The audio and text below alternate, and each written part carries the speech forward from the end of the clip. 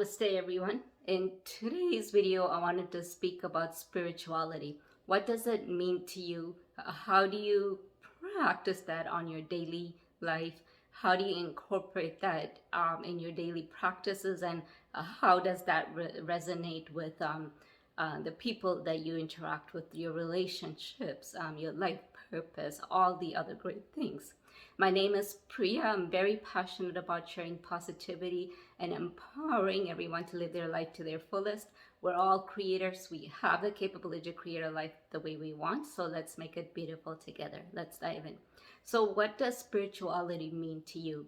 I would actually want to know what your thought forms around spirituality. So if you can write in the comments below, it doesn't have to be long, just like one line of what does it mean to you.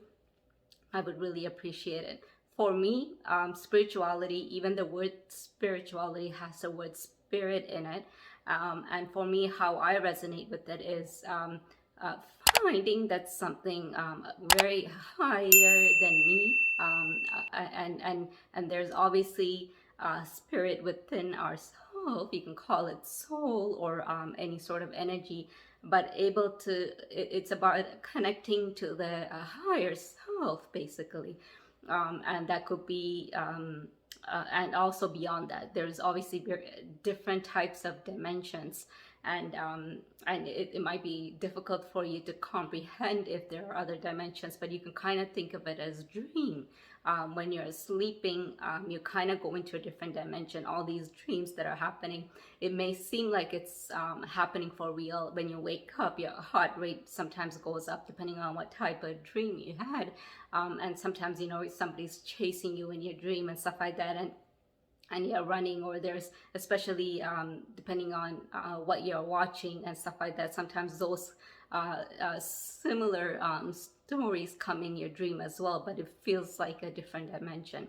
And that's how the spiritual world is as well. Even though in this physical world we are meant to live this life in this human body, in this physical world, it's really important for us to connect to that our higher soul, or our the supreme being, or the universal energy, however you want to label it. The name doesn't matter, but there's obviously something higher than us, more powerful than us, and that power and that highness is actually connected to us. So there's the little bit of a sense of that with ourself as well. So for me, spirituality is connecting to that, whatever's within ourselves, finding the light within us to be able to connect to the light outward as well, into the spiritual world. So that's the way I find meaning in spirituality. I know it's very different from religion, where religion kind of sticks to a specific rule and guidelines and belief system. Spirituality is more broader, and therefore I prefer to be more spiritual. And it's okay to be religious as well. There's nothing wrong with it. There are certain practices I do follow based on my religion, because I was brought up that way. So my prayers are a certain way, but then I also have my own method of meditations. The daily affirmations I do, the daily meditations I do, the yoga practices I do, those are more spiritual rather than religious. So that's my way of conveying it. But I would like to see how you feel spirituality is for you, and how are you practicing that on your daily basis. So if it's about finding your true self, finding the true light within you, to kind of use that to live this life, this physical world, then how are you developing yourself to become that? Basically, get in touch with the power within you. How are you doing that? And how are you relating that to the world around you? So that could be the relationships that you have. What type of people are you interacting with?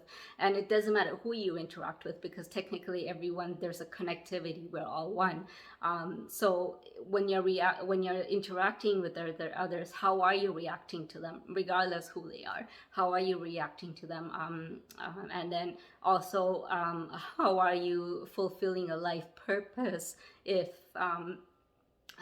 you're following a spiritual path, it doesn't mean you can't have to live in a physical world, you need to have material system as well. So it's important to focus on money, to earn money and stuff like that as well. But so how are you focusing on that? Because I find a lot of people who go into spirituality things that you need to kind of, you know, wrap yourself in some cloth and go into some cave and meditate there, and then not interact, not have any attachments to material. And there's somewhat reality to that, where, you know, attachment and detachment, learning to detach yourself to things is very important, but also to survive and to be able to serve in this physical world, we also need the financial matters as well. So how are you basically including a spirituality, incorporating a spirituality into those other physical materials to survive in this physical world? The way I look at it is, I need to build myself. As a spiritual being, I need to build myself. And for that, it's very important to follow masters. And it doesn't matter who you're following. Some people have multiple masters. And yes, it's important to have one person that you truly follow and believe in, because otherwise you might get lost. But it's also okay to be open to kind of see, okay, what is this master doing, what is that master doing, and kind of get the positive messages, the learnings and the understandings from different people, to kind of get a comprehensive understanding of where you are. But it's important to do certain practices exactly from a master. So for me, if I'm doing a specific practice that a master taught me, I don't mix that with another master's practices. I follow strictly, because there's always rules and guidelines. Regardless where you are, there's always rules and guidelines. And one of my master recently told me about this, that even in the spiritual world, there's rules and guidelines. There are hierarchy, depending on how powerful your spirit is, how your body, your vessel is able to handle, how your spirit vessel is able to handle. There's always hierarchy. So there's rules and regulations for all that. So how you prepare yourself matters. Everything is kind of calculated. So any meditations you do, any practices you do is kind of calculated to get the maximum benefit. Now, let's say if you make some mistakes in doing something, it's all right, as long as you keep practicing and getting better. So it doesn't mean if you make a mistake, it's going to be a bad thing. But if you are able to listen to simple instructions from the masters and then follow those guidelines, it's important to follow it properly to get the maximum results. And why I'm saying and talking about masters is whoever it is for you. It could be any sorts of guru for you that you're following, but it's important because the way my master explained is, it's like when you go to a country, you try to have a map, you try to follow a Google map, or you try to have a guide with you to take you somewhere so you don't get lost. So imagine the spiritual world. Spiritual world is a lot bigger. So if you were to if you need to navigate that, then it's easy to get lost if you're on your own. And sometimes in the spiritual world, things are more in depth. And so if you're able to, if you get lost, you might not be able to come back properly. And as a pranic healing practitioner, I'm practicing it. In pranic healing, they also mentioned that where if you don't follow certain instructions properly, things can kind of have a counter effect on you, where it's actually very negative for you. People kind of go a little bit in a different world, and then they're not able to connect to this world properly, if you know what I mean. So then they might not be able to relate to the people in this world properly, and then they'll be labeled as something else. So those things, those mix up in your head, all these things can happen if you don't follow certain guidelines. Those are like I just wanted to kind of highlight about having the importance of having a master. So that's one way. Another way of practicing spirituality is doing services, and that this could be spirituality to you by being a service to others. And it's very important. Even some religions have mandatory or a guideline or rules where they have to give donations at least certain % of their donations, or a certain percentage of their donation, of their income, as a donation on a monthly basis, on a regular basis. And they provided that guideline because it's a way to kind of neutralize your negative karma and set that intention to neutralize your negative karma, to kind of learn um, how to become more powerful in your spirituality.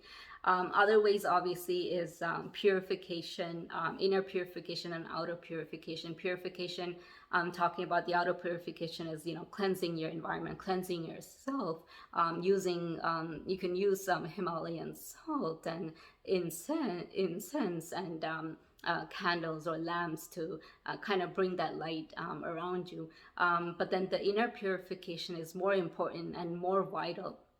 I feel like a lot of people focus on the outer purification, but then they get lost in the inner purification. I myself practice it on a daily basis, but sometimes I see myself slip from it as well, where, you know, I react to something rather than responding to something.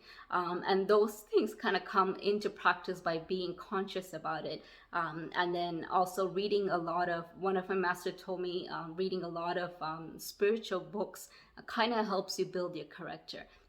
So focus on character building, and focus on all these other practices like meditation, yoga.